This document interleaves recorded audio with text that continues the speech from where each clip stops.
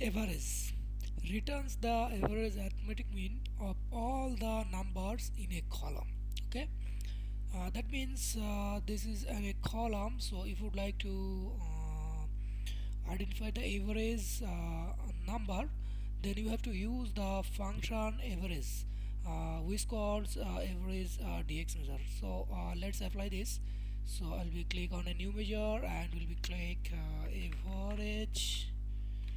Like I would like to average the open balance. Okay, so average open, then equal,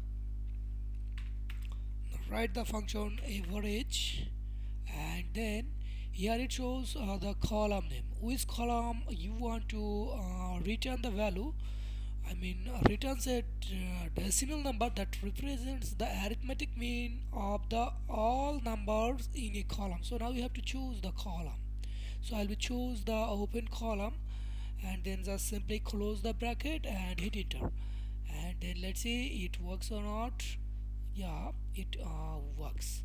So this is the open average. So in this way you can write down the average function uh, based on any of specific column.